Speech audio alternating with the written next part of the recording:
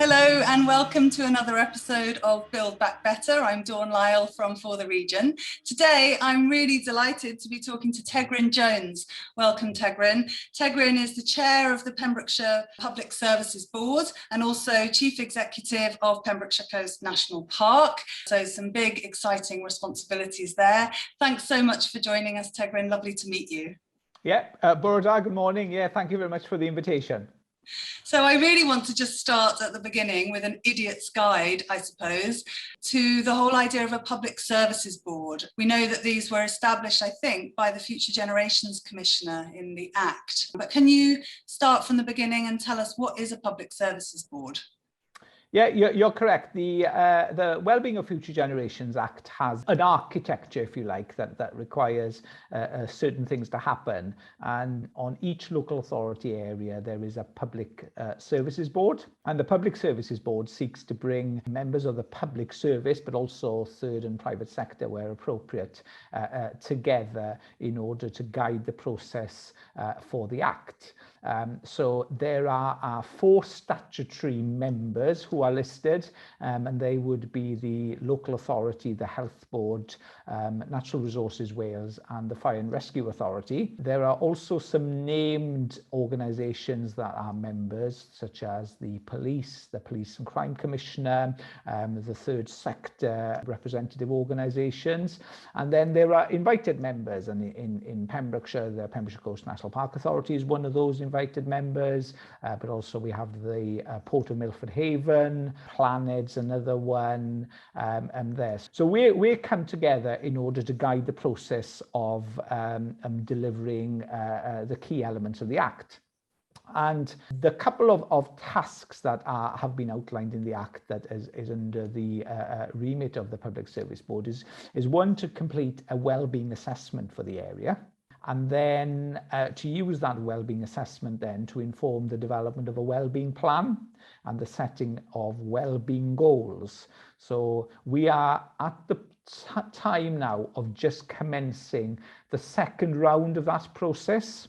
So the Act has essentially been in existence for, in a practical delivery sense, for about 4 or 5 years.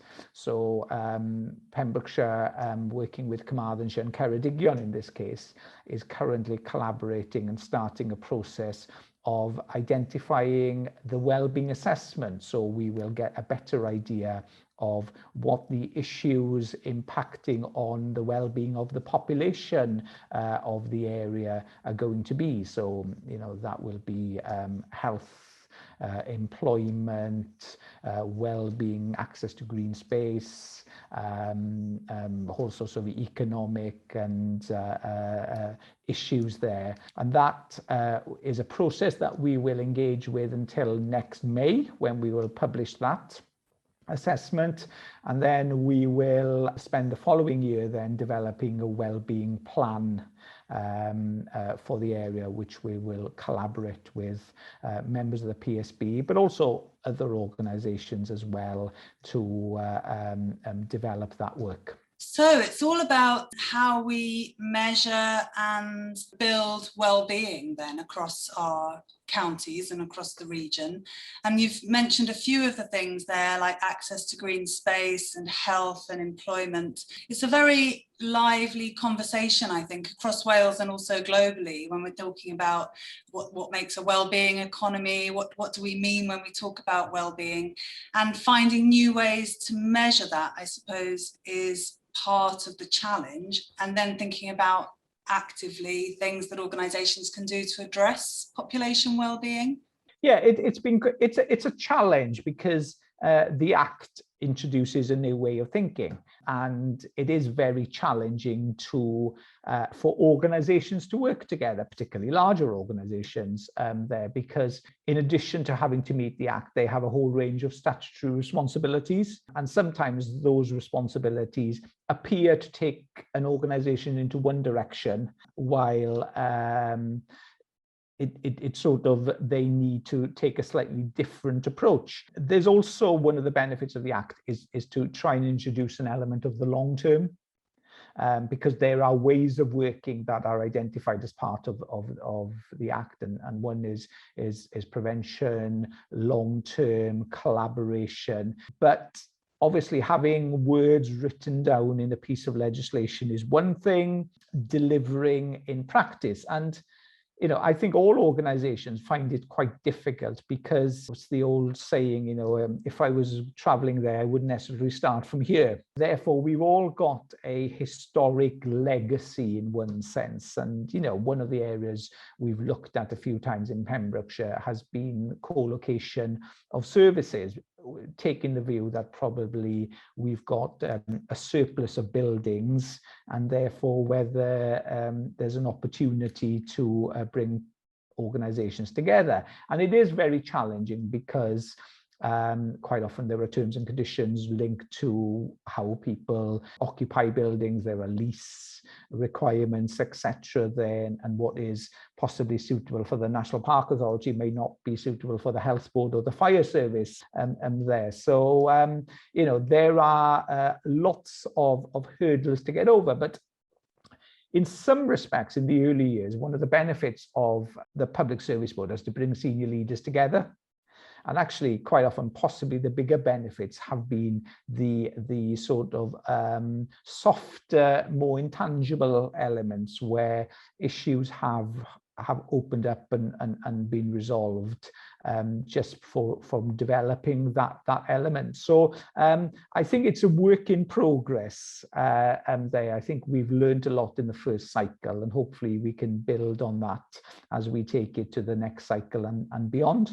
I think that's really illuminates kind of the key challenge around collaboration, because we all know in theory, don't we, that collaboration is a great idea, and in theory, it sounds eminently sensible, but actually that's the real challenge: new ways of working and competing priorities, and opening things up and having those relationships of trust. So I appreciate what you said there about actually sometimes it's just having those relationships among senior leaders, awareness of what other partners are working on, and perhaps opportunities for collaboration emerge from that. What are the things that you're most proud of from the establishment of the PSB and its work over the last few years? What would you say are sort of the things that you can be most proud of in that time? I think, when we set our wellbeing plan, one of the areas where I think a lot of PSBs in the area highlighted were areas like social prescribing, which I think has been very much a challenge. From a National Park Authority perspective, since I've been in the role, we've been trying to make the case of the benefit of the outdoors as a health and well-being resource, and from our perspective appeared to have a bit of a brick wall with the sort of health sector there. And one of the things we've done in Pembrokeshire, and I think all in Carmarthenshire and Ceredigion as well, is set up a group under the leadership of the Director of Public Health to take this forward. Now, COVID's intervened to some extent, so it probably hasn't made as much progress as it would have, but I'm very confident that it will make progress. So it sort of illustrated, possibly from our perspective, where we were trying to make the case for another sector. It's always been flipped on its head, and now we're being challenged by that sector to contribute towards it. So I think I have confidence there. I think there's been quite positive work we've done collaboratively on employment and providing placements for young people. And they're led by Pembrokeshire College and DWP in Pembrokeshire, and provided opportunities there. And more recently there was a really positive meeting between the HR leads for all the organisations, who came together in order to have discussions about what the staffing and staff well-being issues were in relation to COVID, and particular moving forward.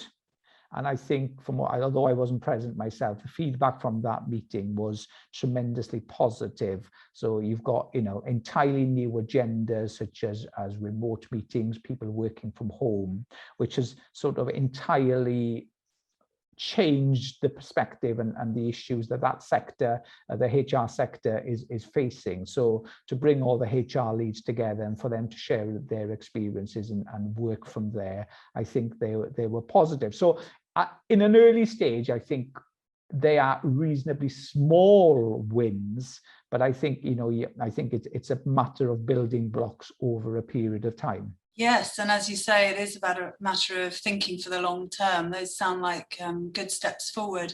One of the conversations we have a lot for the region is around procurement and the importance of local supply chains, foundational economy and local sourcing. And I suppose the PSBs are one forum where some of the big anchor institutions come together.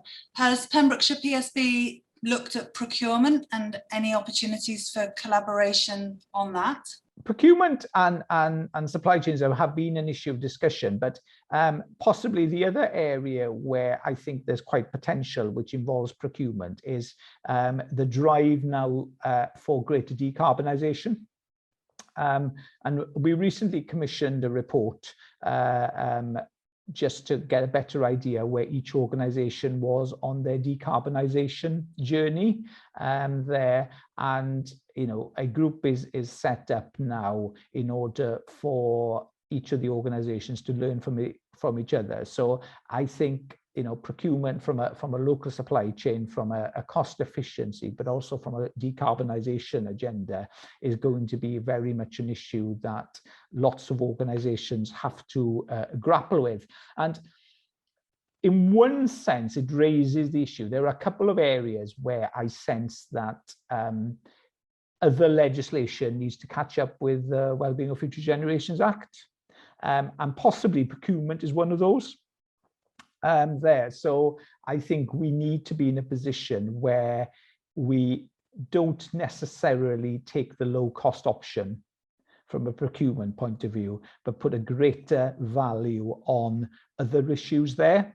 One of the other areas where I think legislation doesn't particularly help is data and the sharing of information there, and organizations are quite rightly protective of information, but we've had presentations from the police, for example, who have highly relevant data about incidents there, who obviously we don't know the individuals involved, but that information is also, if it's overlaid with the work of, say, the fire service and local authorities, etc., there's a lot that can be learned and shared from that point of view. But legislation doesn't always help, or possibly it's our interpretation of legislation not always helping there. So breaking down those barriers in areas like procurement, data, etc., I think would speed the process of joint working and collaboration. Yeah, I couldn't agree more. I think learning best practice from what others are doing, and sometimes other organisations are being quite innovative and pioneering within existing legislation and can sort of shine a light on what other organisations can learn from, and it's the great benefit of partnership working in that way. So that's really great to hear. So you're a passionate advocate for Pembrokeshire, and as Chief Executive of Pembrokeshire Coast National Park, you're in charge of one of Pembrokeshire's massive assets. What are you excited about as we hopefully emerge from COVID? What do you feel are the kind of key opportunity areas for Pembrokeshire over the next few years? Yeah, the last year has been very challenging for us. In some respects, the national park wasn't really at the acute end of dealing with COVID in the same way as obviously the health sector and local authorities were.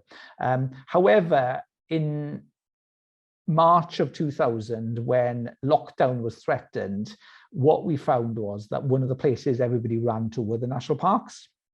And I think it highlighted, it created a tremendous amount of a problem at that time, but it highlighted the value that people place on national parks and the outdoors. We found ourselves in a very strange position of closing the coast path, which is one of our major assets, and basically spending a great deal of time on the media telling people not to come. On the opposite side of that, I think during lockdown, I think a lot of local people appreciated their local landscape as well.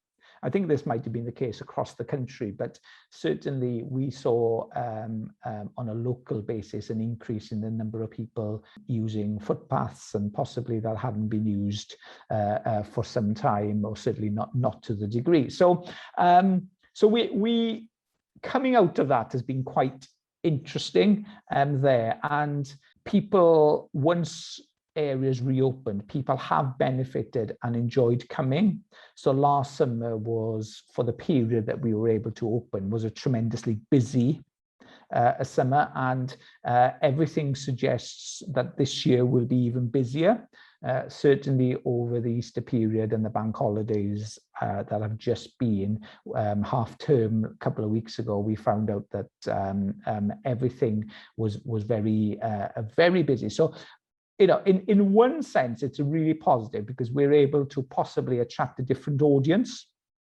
And it's been one of our aspirations for some time to widen access to the national park and to show people who might not traditionally come the benefits of the outdoors and what can be done.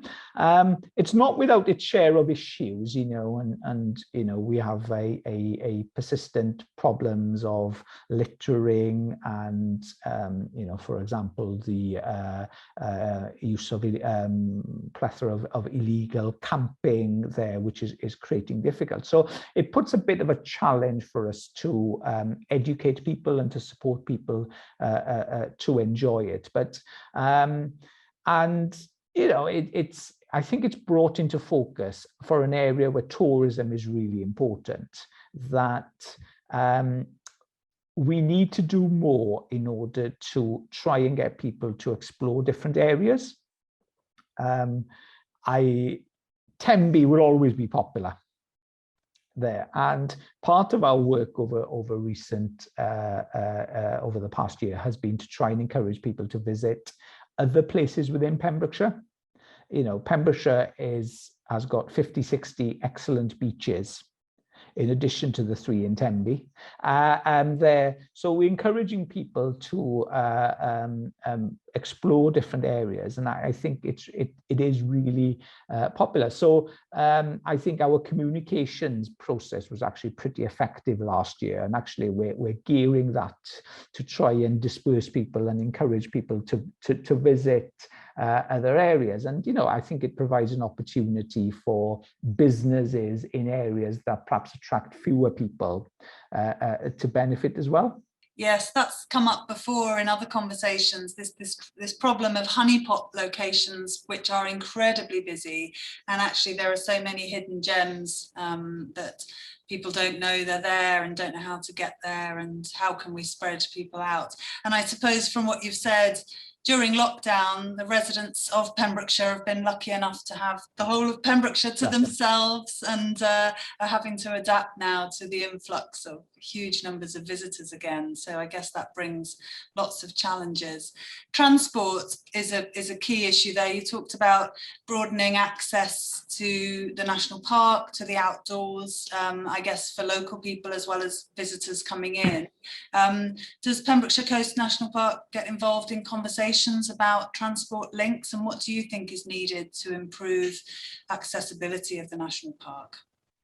Yeah, I think transport is a problem, and a problem at different levels for us. And we would certainly work in partnership with the local authority and others as part of the Greenways partnership, which has been fairly successful over the years and there. But you know, at one level, I think public transport to Pembrokeshire is not that great. You know, it is a cause of disappointment that not more effort is done to make the case for electrification of the line to Pembrokeshire. I know it's been very challenging to get electrification to Swansea and there. However, it almost appears as if you know, the aspiration to take it further west isn't there, and I think we should be making the case. There's probably a good visitor economy argument, but equally, you know, we have some very high-profile businesses in the Milford Haven there. I reckon it would benefit them if we had that. So I certainly would like to see that. It means that probably 99% of the visitors to Pembrokeshire travel by car. So we're not making it that easy for people. Then at another level, I think once people get here, there we need better public transport there, and it is, you know, very challenging. It seems as if as we rationalise and centralise some activities, we're also cutting public transport. So actually, I think it should be one or the other, really, and an investment in public transport would be much better. You know, one of the real positive successes has been the coastal bus network, which has been running for a number of years, which is, I think it is subsidized quite a bit but, you know, is invaluable as a resource to help people enjoy a healthy walking economy that contributes across the county.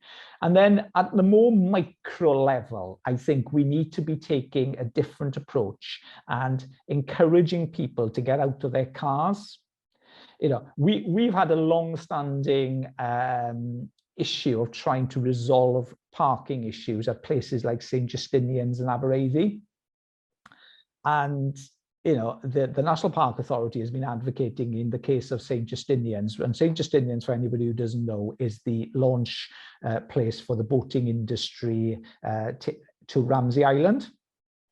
And you know, St David's is a couple of miles away. Then, you know, encouraging people to park and ride from St David's would save parking chaos and people travelling down a tremendously narrow lane, particularly with a lifeboat station which needs access there.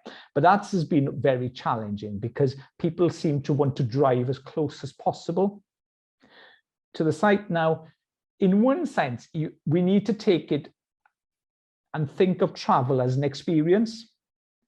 So, you know, we can create a park and ride system from St David's where traveling down is part of the experience, and part of it, you know, there are plenty of other places in the world there. So, you know, we need to take a more positive view on transport and how to get people to places that don't have a negative impact. But one of the other positive things we've done in partnership with Pembrokeshire County Council is to put in a number of EV charging points. So, in a couple of months' time, we hope that all the national parks paid car parks will have an electric vehicle charging point.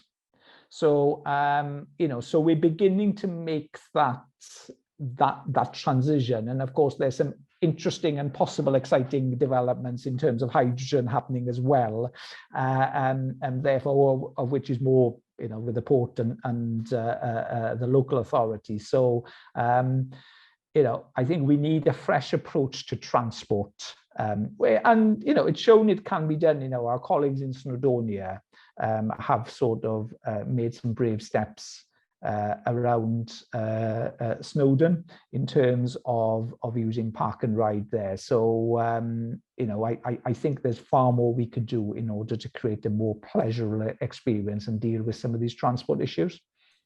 Yes, and I think that's the same across the region. We were commenting on some of the real popular beaches on Gower. The car parks just fill up by, you know, 9:30 in the morning. And in the olden days, you used to get on a bus from Swansea city centre to go down to Caswell and Langland, and it's doable. And then it made me think of holidays in Crete, where actually it's not a bus, it's a sort of train. We call it the happy train. The kids love to get on the happy train that takes you from the town to the lake or wherever it is, and as you say, making it part of the experience. There are probably lots of options here. I'm going to ask you now, as we sort of wrap this up, what your perspective is on the opportunities for our region. So for the region covers the 4 counties, as you know, from Neath Port Talbot down to Pembrokeshire. I wonder what your perspective is regionally, sitting as you do in the West, what do you think about the wider region? Do you think much at all about Swansea and further east? And what do you think what would you love to see for South West Wales? I think it's always slightly confusing by what we mean by the region, isn't it? I think there are two opportunities that I think we would like to see, I'd like to see in terms of the region working together.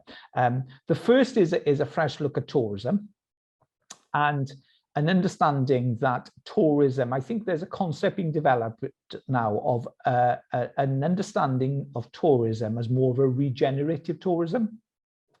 And a tourism that takes account of a contribution to the local economy. And, there is a tremendous issue of second homes in Pembrokeshire. There is an issue now of property prices being extremely high as people are wanting to relocate, having probably realized that they don't need to work in cities, etc., which has a positive element to it. But, I think we need to create and support a tourism industry that contributes to the local economy and contributes to the benefits of communities, provides jobs that are decent paid, less seasonal. And we do take a very positive view on some of the problem hotspots areas so that we're creating less damage there. And, a lot of the Pembrokeshire tourism economy is locally owned, which is really positive. But, we need to make sure that the benefits of the industry are dispersed amongst the area, amongst the communities there. So that is one. And then the other area is decarbonisation. I think we have the opportunity of creating a far greener environment. There, I think we need to be at the forefront of doing that, and there are really positive developments in the Milford Haven in terms of renewable energy. And obviously there's going to be a challenge of moving from a carbon-based economy of energy to a decarbonised one there. And I think we need to be at the forefront of doing that. If we're able to get investment in stuff like broadband, then you can create a working economy where people are able to live in pleasant places there, and hopefully that will have a positive impact on schools, if you like, and bring back local shops there. So I think if we invest in a more and look to value what a decarbonised economy can produce, then I think some of the social and community benefits that we appear to have lost might actually become a bit more viable there. So I think there is a good argument, apart from your global need to tackle the problem anyway. There, I think there are local benefits, and linked to that, I think, supporting industries like agriculture to make that transition to a different way of farming, possibly, taking account of issues like Brexit and the challenges that come of that one. I think we can sort of regenerate our communities with some of our key industries taking a lead in terms of that. Yeah, I think you've covered some of the real opportunity areas and the key sectors for the region: tourism, energy, the food system, which all needs to adapt and evolve to address the challenge of decarbonisation. For the region, we have this vision of South West Wales as the well-being region of the UK, where we're leading the way in that decarbonisation journey, married with the fantastic natural environment, and you're a key steward of all of that, and the quality of life that you've mentioned, where people actually have the choice to move out of the cities and enjoy a different pace of life, as long as we can get the digital infrastructure in place. And these are not small challenges, but hopefully things that we are working on together across South West Wales.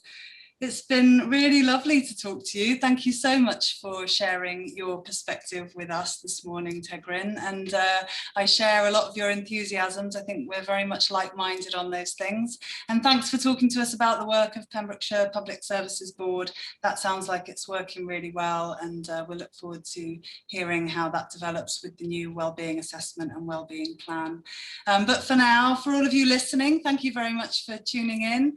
Do keep in touch with us, drop your comments in the chat, subscribe to this channel to catch up with future recordings. But for now, thank you very much to you, Tegryn, and to all our listeners. Bye for now.